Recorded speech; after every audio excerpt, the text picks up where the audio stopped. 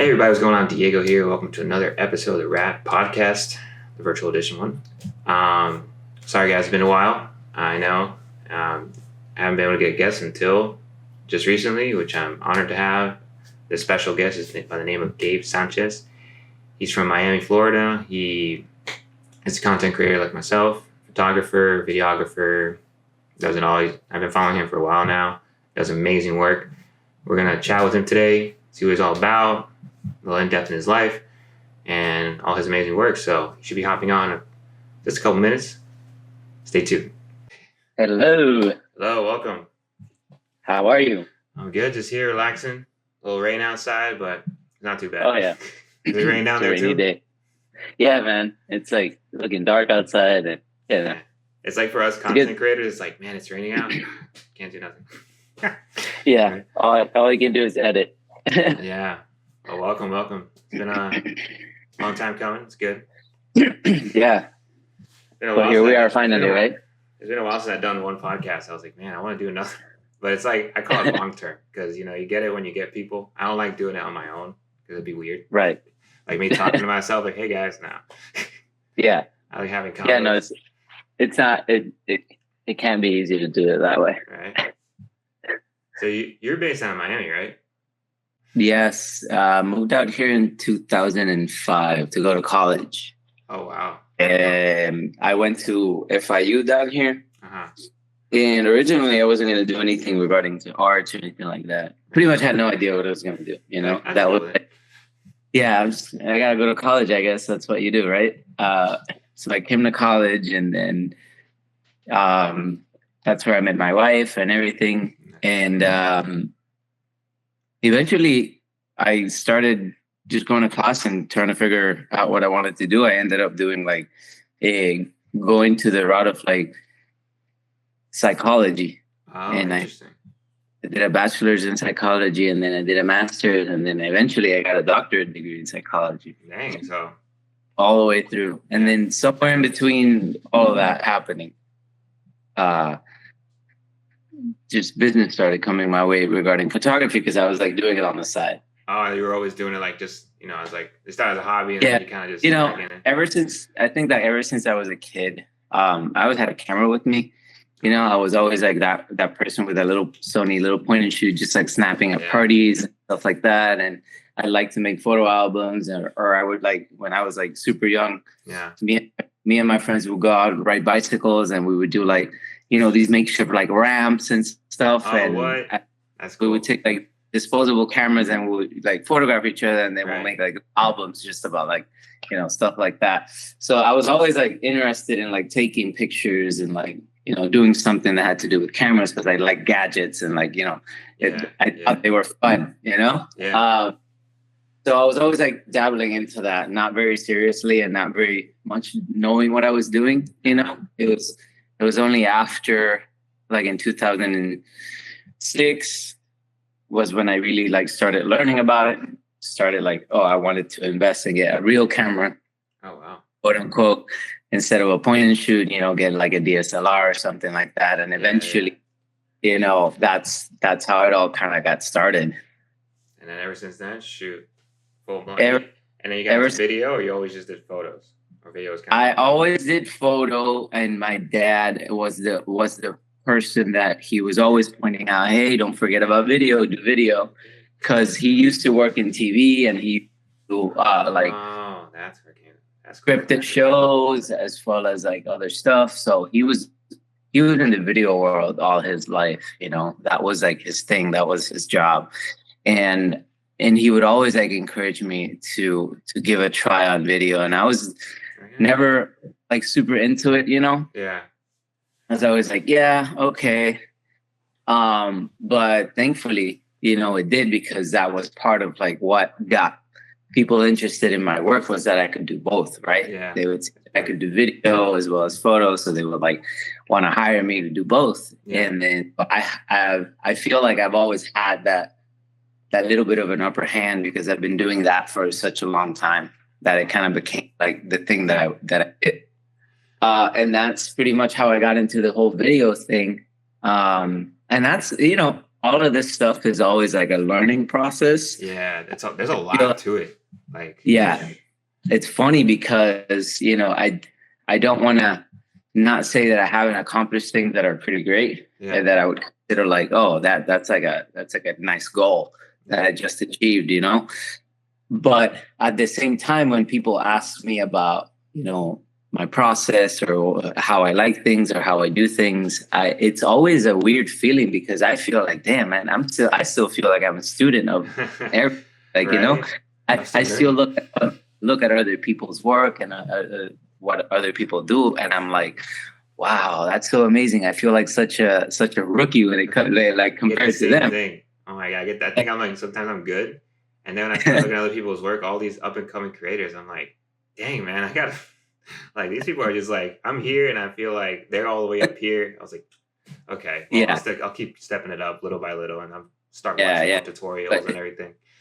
So yeah, it's weird. It's a weird way of sort of like looking at yourself because at some point you have to like give yourself the credit, Yeah. Like if you're doing it for a long time and you've been accomplishing all these things, and then you should give yourself a little credit. But it still feels a little awkward. Like, oh damn, it never really ends. I'm still googling stuff like how to's, and shoot. The main thing I've had trouble is like color grading.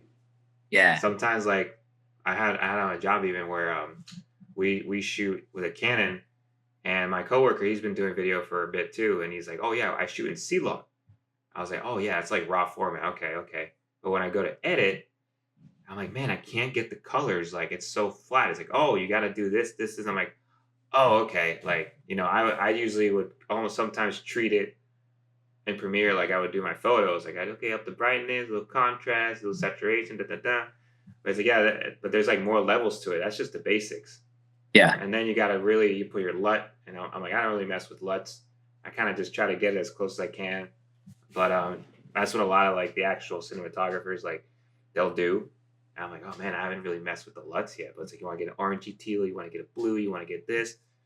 But every time I try to do it, it's like, it doesn't. And it's interesting because, all of that is like preference. Yeah. And there's always like 1,000 ways to like skin a cat, So there's like, you can get to that famous teal and orange look like in so many different ways. Yeah. That there's not really right or wrong way to do it. That's why I like to like listen to, even if I think I know something, I love to indulge myself in like tutorials and stuff just to see how other people do it, and just to see if I could like pick something from that and add it to my way of doing things to sort of simplify. Because always what I'm trying to strive for is like I want to spend less time editing. I want to do the least. Yeah. But I want my things to look good. Quick, easy, and good. So, in a sense. Yeah. A lot of that comes from obviously knowing what you're doing first. Short keys is another thing I've learned. You know the short keys, but you'd be like snipping a note. And now it's crazy because like I've seen AI tools come out that will literally do the work for you. I'm like, oh my goodness, like where is it coming to? Yeah, no, the AI stuff is pretty awesome. I dabble with it a bit, because it saves me a lot of time when it comes to like in photos in Photoshop. It's crazy what you can do. I'm reflecting skies where I don't like them. Remove stuff like easier. The remove tool is just magical. Like I was removing some stuff the other day that it was with a shirt that had patterns and stuff like that, and it was able to recreate exactly how it looked like. It's nuts. I use it all the time at work too, and I was like, man, every time I'm blown away when I can really do it. Like what would take hours, it would take like just minutes. Yeah, and it's coming to video now, which is crazy. And a lot of people are like, "Oh, we're gonna be out of the job or whatnot," but it's part of the evolution. You can use it to your advantage. If you're a videographer, I want to do this quicker. Hey, just get this tool, and it'll make the job easier. So. I saw a quote the other day. I remember who posted it. I saw it on Instagram. Somebody was giving their opinion about AI, and it's like, this is how I feel about AI. It said, it must have been what painters felt when they first saw a camera. Oh, wow. That's crazy. And I was like, oh, shit. You know, Makes sense. that made it make sense a lot. I mean, I thought that was crazy. I was like, yeah, that's pretty freaking true. Like, you know, people used to paint themselves instead of taking a picture. Yep. So of course painters would be like, oh, what is this? You know, Imagine. and be against it. But still, painting is still something that's acceptable and used, and it's highly regarded, Yeah. as well as photos and all that. So I think it's just something that's coming in, and we have to like sort of Embrace adopt it. Yeah. Yeah, right. There's one I found that I haven't messed with yet, but apparently it'll take podcasts. It'll take a long podcast. You set your settings or whatever, and then it'll literally snip it up for you, and then actually can drop in the captions. I was like, that's insane. So like, all the hours it'll take to just snip up a podcast, it'll just literally, and you'll see it work in your timeline in Premiere. It'll be like, and I'm like, oh my god, that's crazy. Yeah, I think I saw that on TikTok too. Yeah, And yeah. this is like some witchcraft. It just it nips everything for you. That's crazy. So I could just be sitting here, just eating something or watching video. It's just doing the work for me. I'm like, I'll be done in about 5-10 minutes. No problem. Yeah, It take hours. And that's the thing. Like, it's just facilitating stuff that would just take you hours, you know. But at the end of the day, you're still gonna be the person behind choosing what goes where to make it make sense to you and to make it unique to your style or to what you want to do. I only do so much. I'll probably do like how the word, and you gotta do the rest. Like, right. I still gotta edit it a little bit. So the way I feel about it is that I think that it'll highlight a little bit more like this new wave of like AI and automation and all that stuff is going to eventually, highlight human uniqueness. I think so. I definitely will. Artistry. I think artistry is going to come back because of that, because everything is just so automated and so plain that what's going to stand out is going to be the artistry. Is going to be that unique person or that unique factor, that person that could make things stand out from the same of the rest that everybody's producing. Yeah. So I feel like that's going to be a thing that's going to happen. And at least I hope so, because that'll make it more fun for everyone. Oh yeah, no. And now, that actually discovered, the Insta360 camera. You heard the one, the Ace, what is it? Ace Pro 2 or something, that it actually does AI video in it. Oh yeah. That's insane. I was like, wait, we come to the point where now cameras are integrated. Whoa.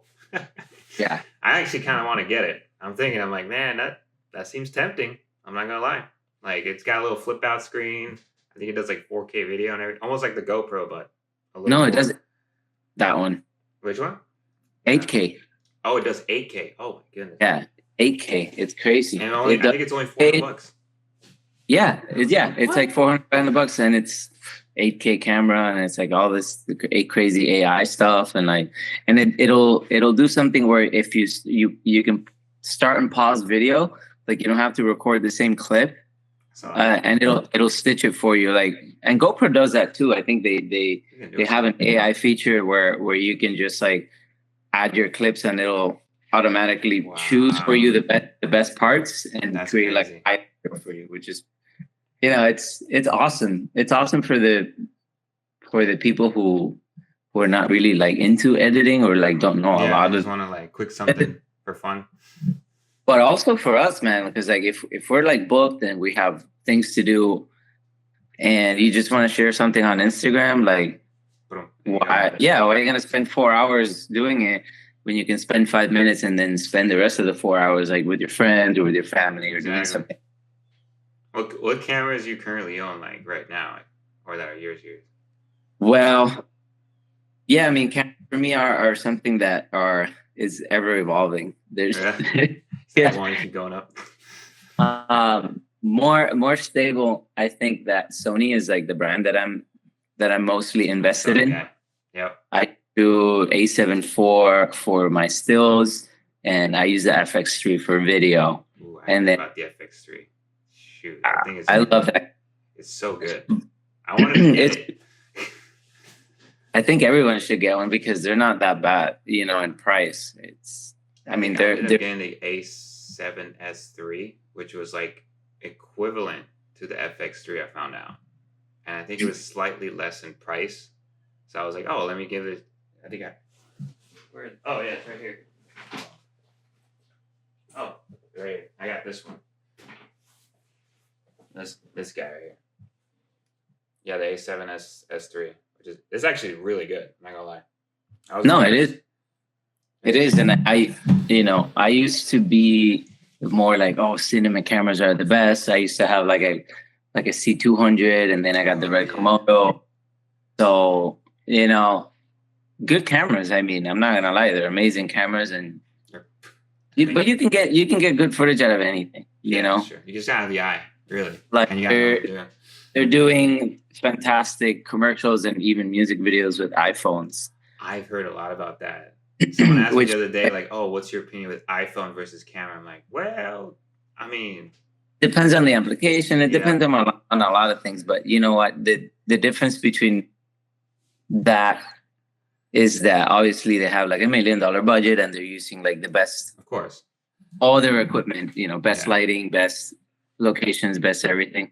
So that's where like the production comes in. Like it's not really the camera. The camera could be anything. yeah, obviously, That's what they're saying. Like the camera could be anything as long as you have the budget to light it properly. exactly. You have like all your VFX and all the other stuff that make something stand out from the rest. So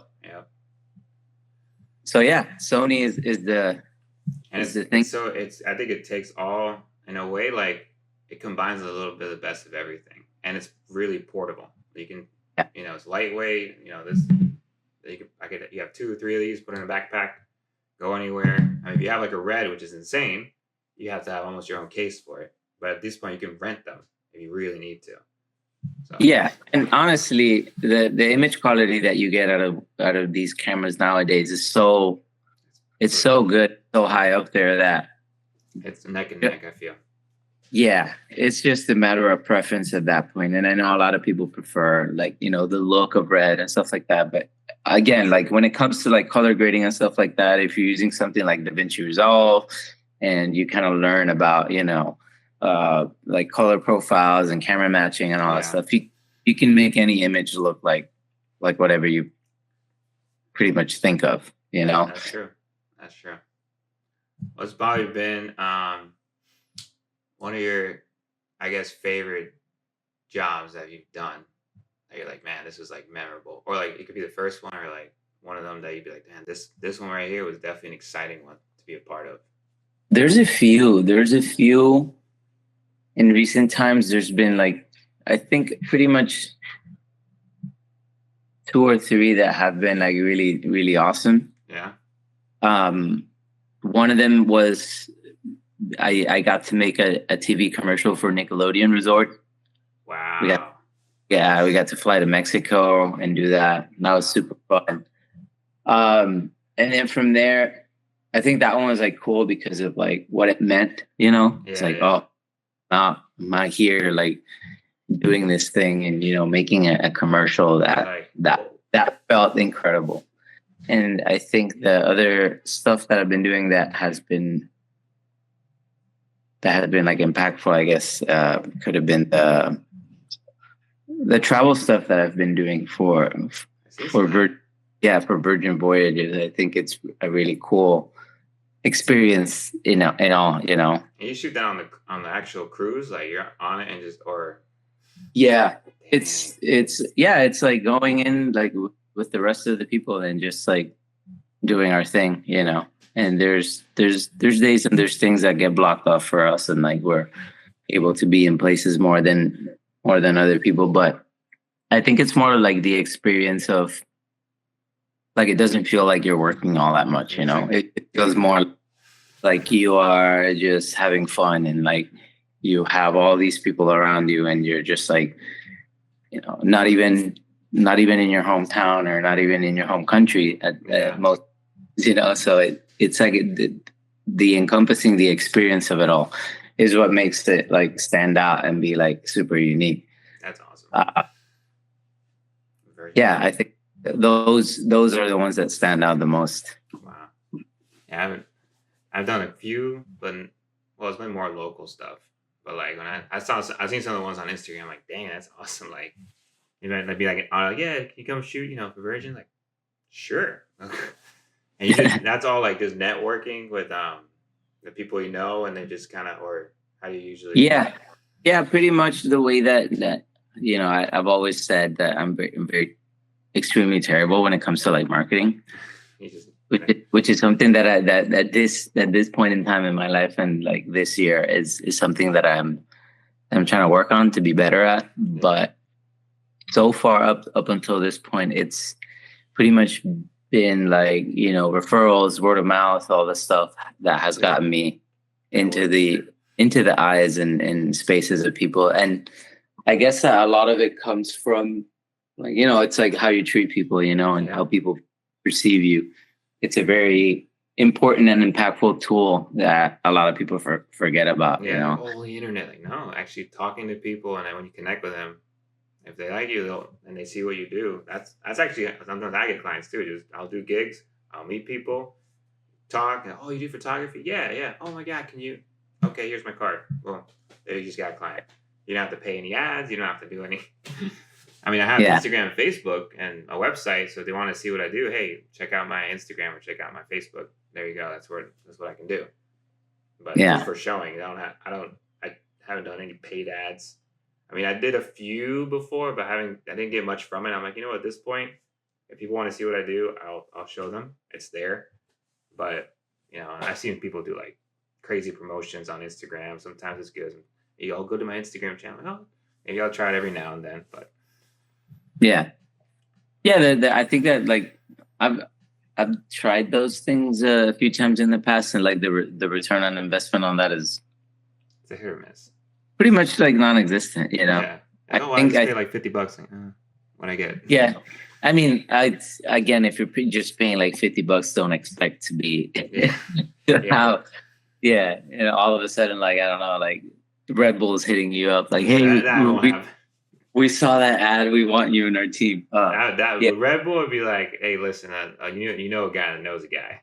And it's like, he told me you're really good. Yeah. Oh, I've seen some. He shows your work. Can you come film? Sure, I'm down. Yeah, but they're not going to be. I mean, it'd be tough to get it from a little the networking and the openness is what gets you there, and like having colleagues and just being open about it. I think it holds more value. Like if you know somebody and they're too booked and they can't take a job and they think of you and they pass it on to you, or you do the same for other people, then that's how you build that network, and that's how you grow your network. And like a lot of people I think are afraid of engaging in that because they feel like they might lose market share or like, or like whatever. But as long as you do what you do and you're good at it and you're sticking to your guns, then nobody can take away what's actually yours. You know what I mean? Yeah, like, true. And no freebies, because sometimes I've had people come to me, they'll be like, oh, I thought you did it as a hobby. I'm like, no. I mean, I do, but not for people. That changes the game. That becomes now, hey, how much are we talking here? Yeah. I do it for myself, my personal projects, like going down and just shooting with friends or, for my own stuff, that's different. But if someone comes, hey, can you shoot or do this for, oh yeah, so what's your budget like? Or like how much we talking here? Yeah. No, but at that point they're just asking something from you. So that there's a need component there. There's like, I need this and somebody needs to provide it. So there you go. Now there's money on the table. That becomes, hey, how much we talking here? I had a friend of mine, he was a car detailer, and I remember he was like, oh, I want to do, so can you get some pictures of the products? We kind of did a barter at first. He did ceramic coating on my car, and he gave me some products that he was coming out with to keep your car clean. I was like, all right, cool. We'll call it a barter. But then he took that as, oh, even after the amount total was done, to still do it. And I was like, no, your barter it's done. We completed I think it was like 1,000 or something like that, because I even did his website, or I had someone do his website.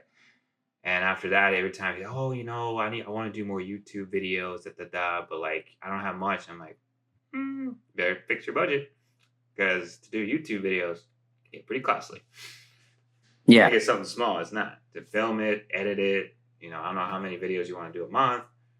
So I was like, we'll just whenever you have the budget for it, you let me know. But it won't happen under the budget you're talking about. Yeah. And I was like really low. So I'm like, nope. There's like a catch-22 when it comes to all that stuff. And obviously, we're all trying to avoid being at the low end of the stick, Like right? That middle, high, in a way. Yeah. So I think that the important part of like getting over that hunch or like getting over that problem, quotations, would be to set like a standard for your own self. Like, this is like my bare minimum is this, and that's it, and just stick to that, and just like if somebody comes close to that, or just like barely scrapes the surface of that threshold, then you can consider the opportunity if it brings you any sort of value back. Like, oh, I'm going to have tons of fun doing this at least, or like, damn, I can use this for my portfolio, then whatever. I'm maybe I won't charge as much as I would want to, but I'll charge something just to get me sort of benefit. Not like, oh, you're all taking it, but I'm not getting much out of it. It's like, Right. Yeah. I did that with there's an event coming up the 24th. It's called Fuel Fest, and it's basically a giant car show that's put on by Paul Walker's brother. It's become like a worldwide thing now. It's basically, I tell people, it's basically the Fast and Furious cast supporting it, because this is Paul Walker's brother. Tyrese Gibson, all the cast, they're kind of like behind it. And I went one year. The first year I went was great. And the second year, I emailed them saying, hey, I'm a content creator. At first, I was trying to get with the media team. Is there any media passes? And they're like, no, we don't really have media pass. We have our designated, person. But we can offer you a barter. How about you don't have to pay to get in. You come enjoy the show, and in return, exchange for content. I was like, well, that sounds interesting. So I can basically go. I don't have to pay to get in. I'll enjoy the show and everything. And I anyways always take pictures anytime I go to shows for myself. But this time I'll share with you with my watermark. Mm-hmm. And I did the same thing again this year. Hopefully, eventually, I'm thinking like maybe it'll get to a point if they really like my stuff, I might be able to get on to like official maybe as a paid thing.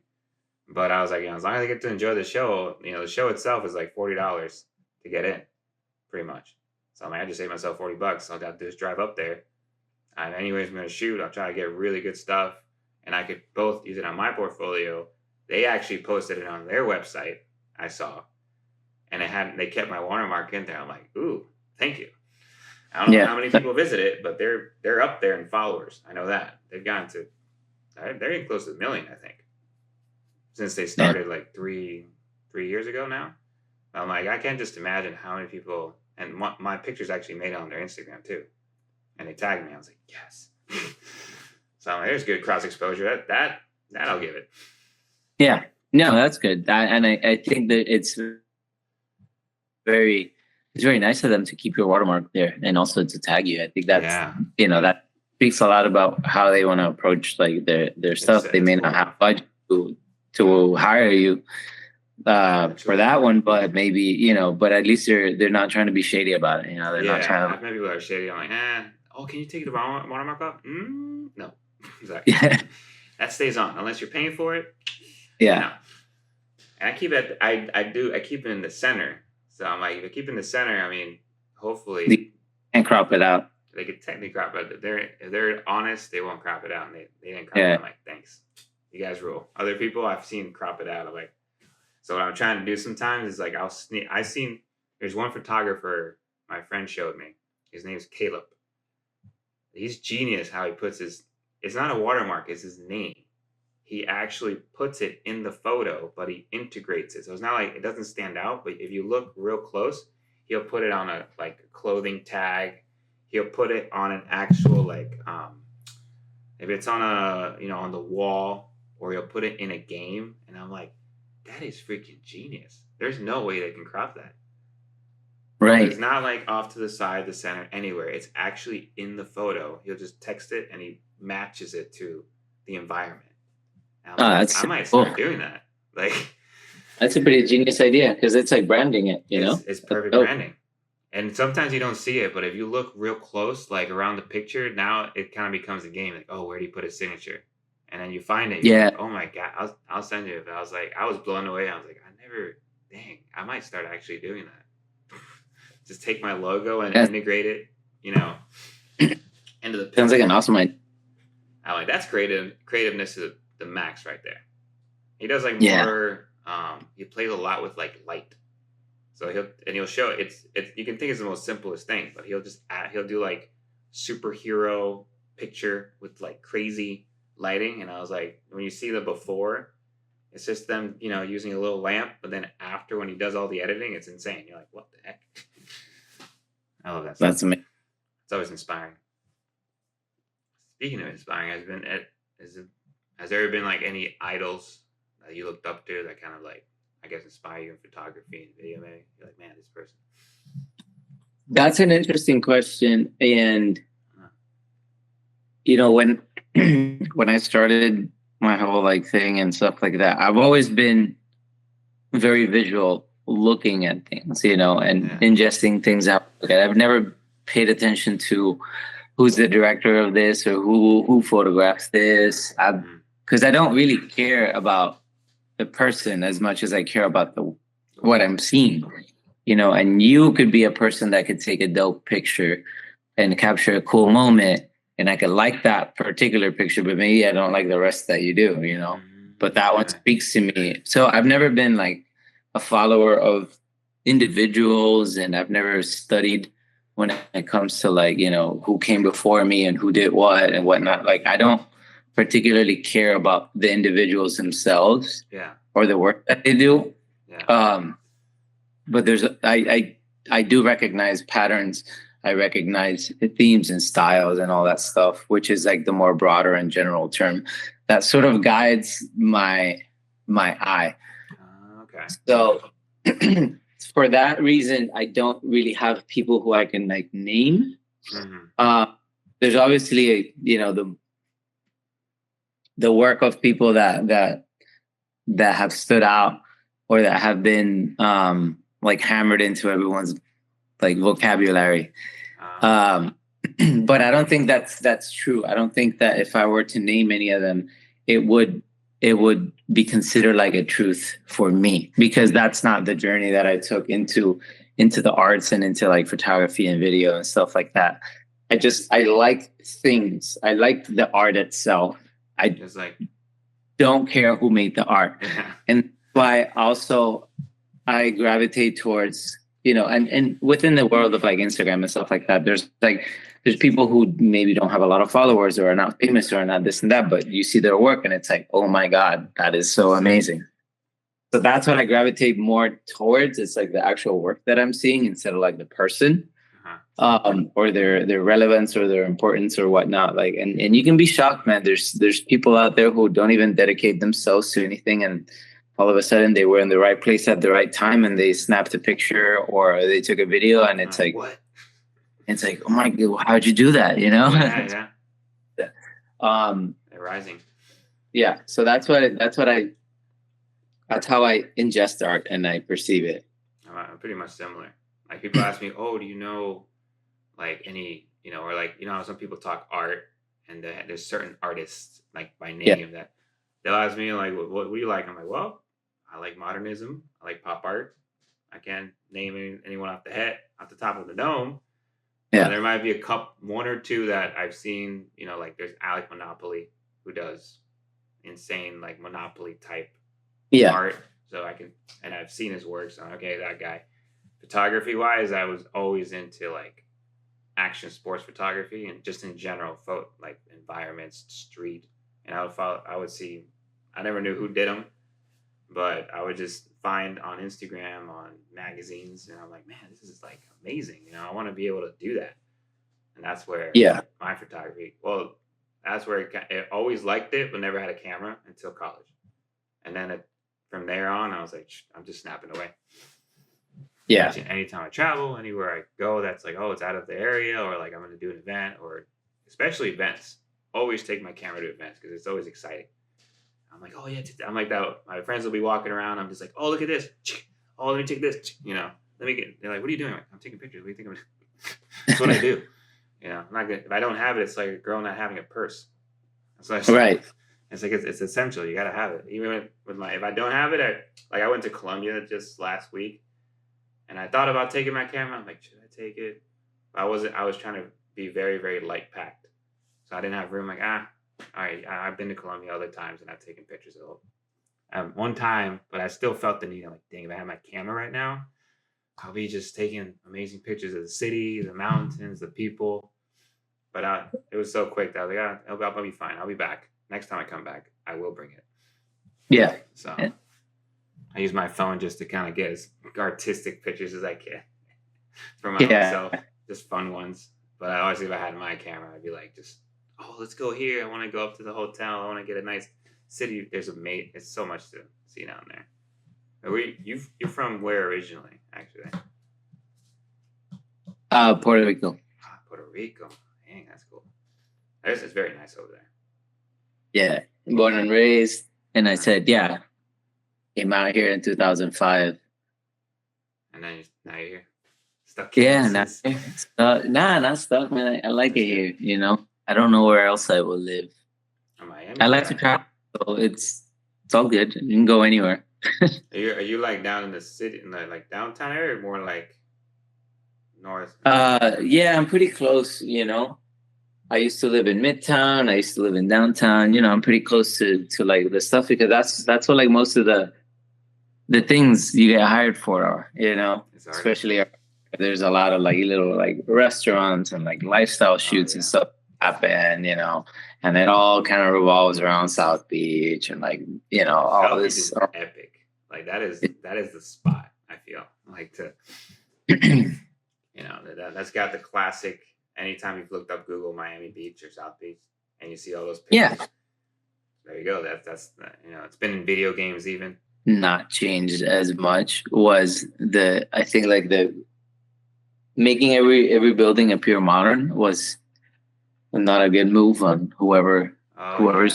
Because because then when you get to see the deco buildings and stuff like that, that's where like you know, that's it's an eye opener. Yeah, and it's beautiful. And you know, for me, Art Deco is like amazing. I would live in an Art Deco like building. Like a lot of elements in my house are like Art Deco inspired, and like the pastel colors are like all around the stuff that I own and stuff like that. I love it. You know, I live and breathe that stuff. There's a special connection to that vintage feel, you know, that I like so much. That's awesome. You ever drove down, like, I remember one time I drove, I think it was US 1, and then all the way down to like Miami Beach. I think at some point it goes into like oh my God, the ocean. It kind of goes around. You pass Sunny Isles.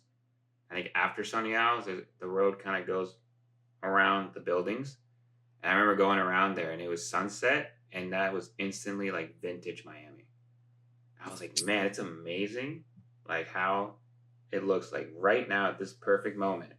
This is like Miami, like the buildings that were there were not modern. They were kind of like oldish, but just the whole scenery of it with the palm trees and everything and the lighting. I was like, wow, this is like out of a magazine at this very moment. Yeah. It was insane. I was like, I love this. If I could live right here, I would. You know? Yeah, that's like the boardwalk in Fort Lauderdale Beach is insane. Like that during sunrise is one of the best. Like, it's beautiful. Like, you know, you have the lifeguard towers, the beach, the old building, all the buildings. Yeah, I love that area. That area is just so good to just go walk around and take photos. It's really nice. I'm up in like North Lauderdale, but if I take Federal Highway down, I'm probably there in like 15, 20 minutes depending on traffic. But like I know I see the buildings every time I drive down. Like, man, this is great. Like, it doesn't get any better than this. No, it actually doesn't. And for me, it's a drive. It's like a 45-minute drive, 40-minute drive. Yeah. But every time that I have a job that's out there that we get to like see sunrise from that spot, it's totally worth waking up early and going over there.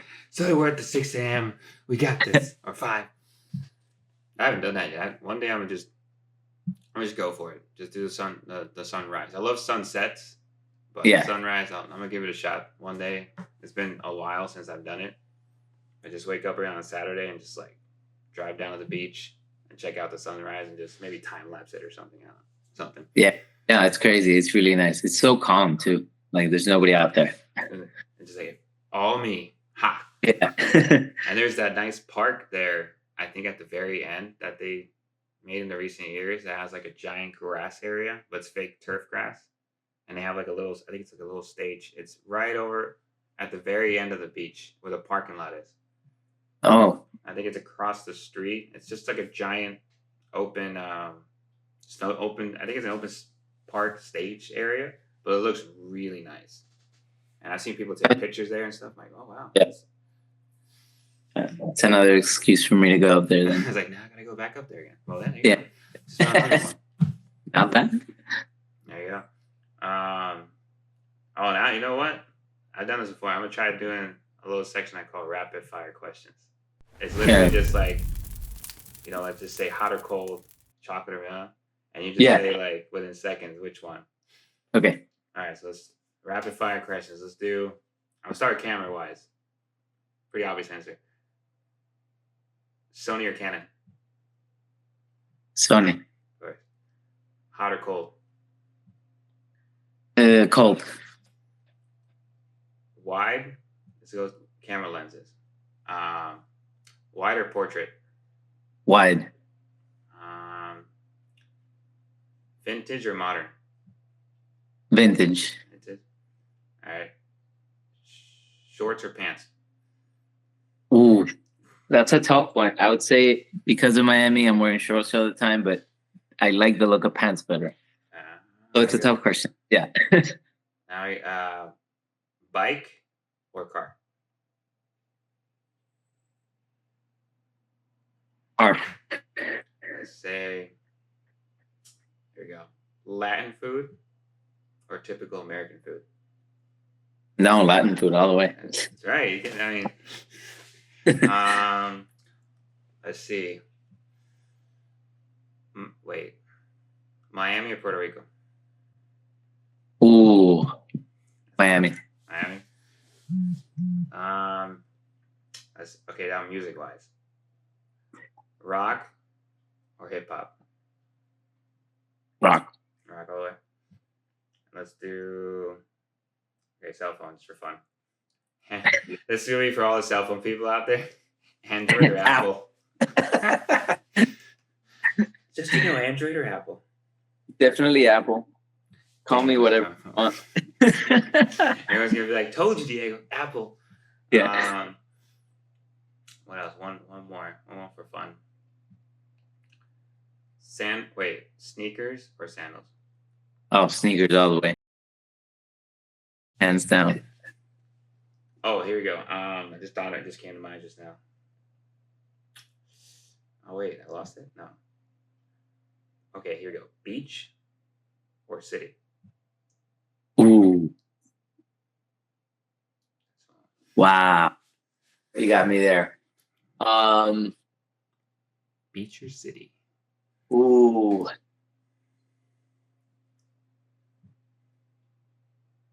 I'm gonna say city. City? It's a tough one. That one hurts. I think I have to explain myself for that. It's like, listen, the reason why I chose city. Listen, because beach is beautiful. Beach is great, right? But then that's it, right? As beautiful as it is, that's just that. I think that city, there's things. There's movement, there's levels, there's things that you can gravitate towards. There's places you can go for food, or there's, whatever else you might be into, transportation, whatnot. So I think there's like much more to do in a city than a beach. I think that a beach is like an escape, but as a preference of like things for entertainment, I guess the city would give you a little bit more. Yeah, no, that's true actually. Because city just got everything. Everything's like right there. I'm personally a city person. Like, I mean, I live in Fort Lauderdale now. I'm close to the city. Let's put it that way. But if I could, I would live in a city because I love the fact that you can just walk down. You can walk to places, and it's like right down the street. Like, oh, just a couple blocks here, a couple blocks there. Like in Colombia, that's how it is. Like my grandma's house to supermarket, 10 minutes. You can walk down there. You didn't have to drive, and everything's like right. You go around the corner, restaurant, restaurant, restaurant. Let's just call it a Walgreens or a little pharmacy, and you keep going down. Everything's and you can just walk back, and you're done. You don't have to like, oh, I gotta drive like 30 minutes, or I got stuck in traffic. No, you can just walk around everywhere. Yeah, which is better because that's actually good exercise too, and you're not stuck inside sitting in a car all day, and then using up gas. So, any tips you have for up and coming like photographers or content creators that are probably gonna be watching this? Yeah, I guess. Let's see what can I say. I guess like the biggest tip is like don't think that the biggest one I think is don't think that your work is not worth anything, so that you have to charge less than other people or see yourself with less value than other people. I think that the minute somebody's asking for something from you is because you hold value, and that just makes you as valuable as you want to be. If you're like, no, I can't, I'm not experienced enough to charge $5,000 for a photo shoot. Right. Yeah, you are. You just have to ask for the money, And I think that as we're up and coming, we feel like I need to, earn my stripes or whatnot.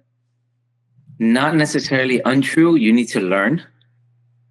I think that wisdom and learning is something that you always need to be chasing for and to have. But the fact that you don't know or you think you don't know as much as the people you look up to doesn't mean that you are any worthless, or that your value is less than them because of that. And I think that's an important thing because that'll factor into the whole way that you run a business if you're trying to make this a business, or the way that you let people interact with you in a sense, like, because just because you're starting off doesn't mean that you should give your work for free or for cheap.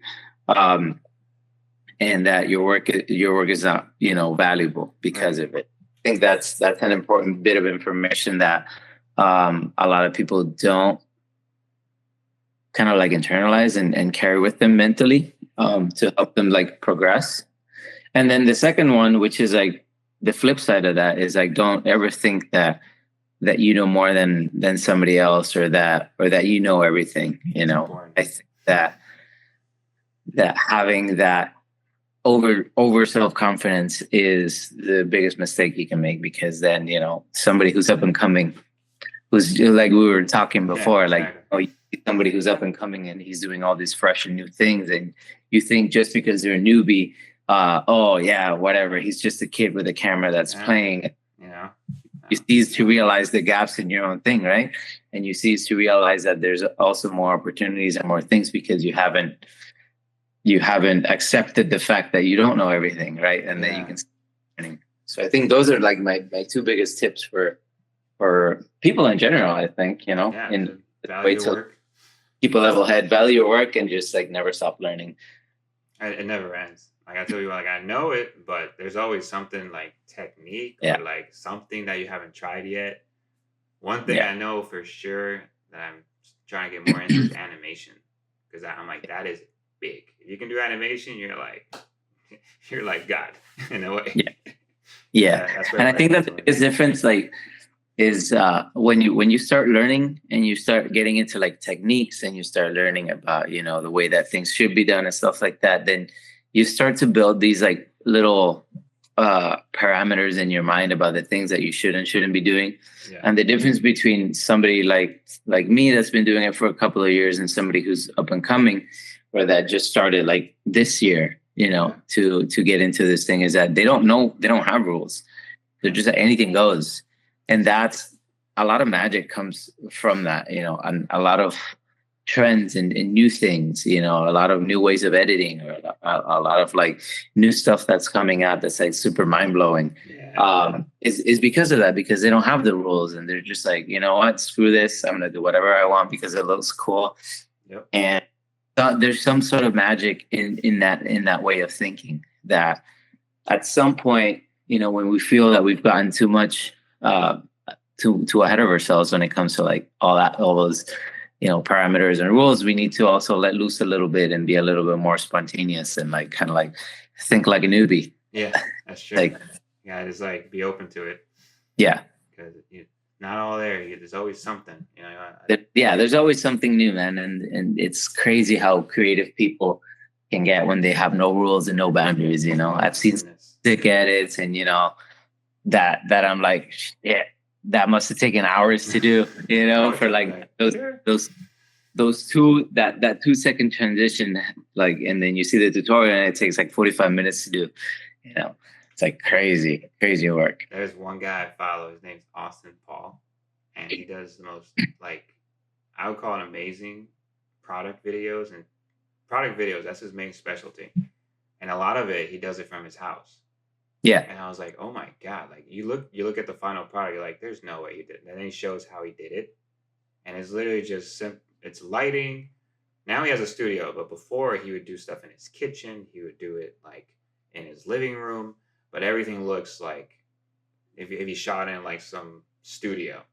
Yeah, like, man, like just. And mind you, he's not using an Arri Alexa. He's not using a Red. He's using a Canon. He's using a little Canon, not even with a monitor on it. Like he's just like bare bones. Like he's just going for it. And I think he gets that's creative with it. Like to get the product to spin, he actually uses a drill technique, and I think he empties the product and he glues it, and he just presses it and spins it, and then in After Effects he does a wire removal, and he gets the perfect spin. Like you don't have to have like a Lazy Susan.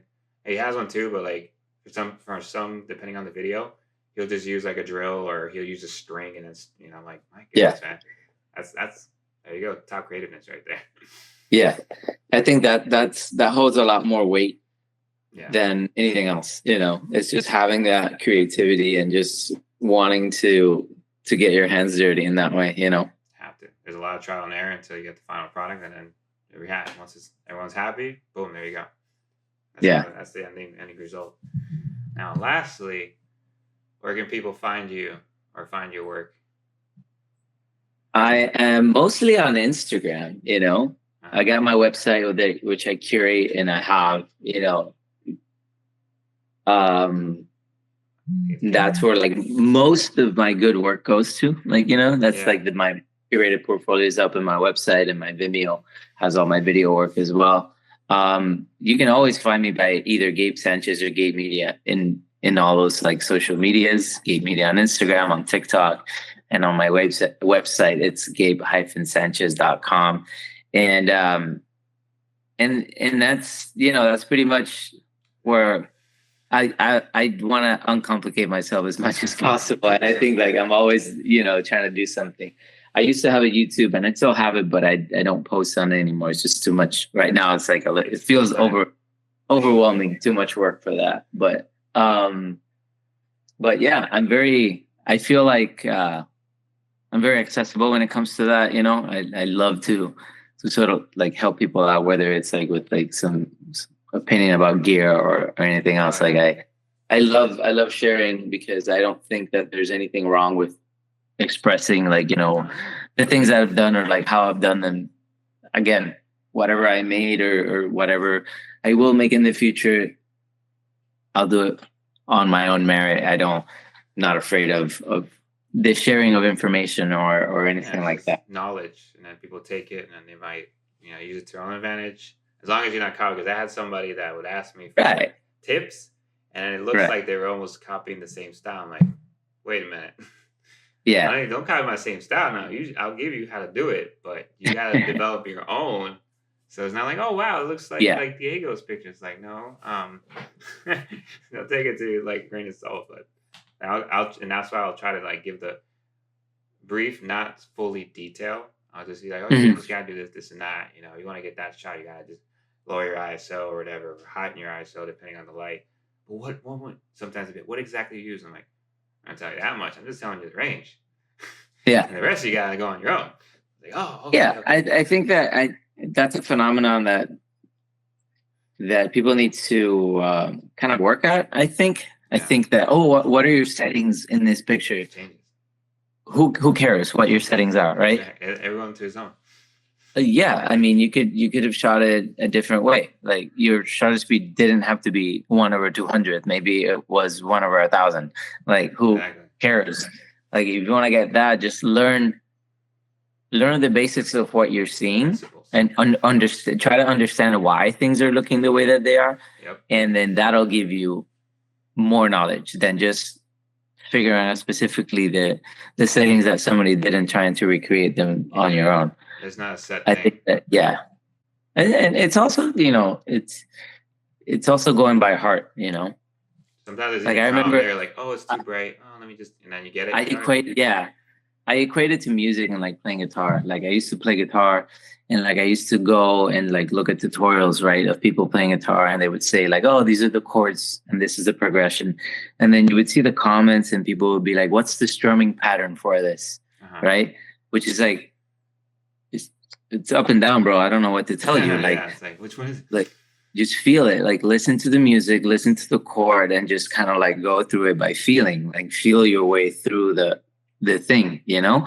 And the same thing applies to photography. Just feel your way through the thing. Like if it's at a 1.4 but it doesn't feel right, just go to a 2.8, change it up, like don't be so rigid. Let it speak to you as well. Like have that conversation with yourself when it comes to the art. Yep, that makes sense. Well, that was good. I think that covers everything. Amazing. Thank you for having me. Great having you on. We'll definitely be in touch. Now I got your number finally. We can anytime we in Miami or you come up here, feel free. We'll connect. But thanks for hopping on, man. Let's do it. Thank you so much. Get you later.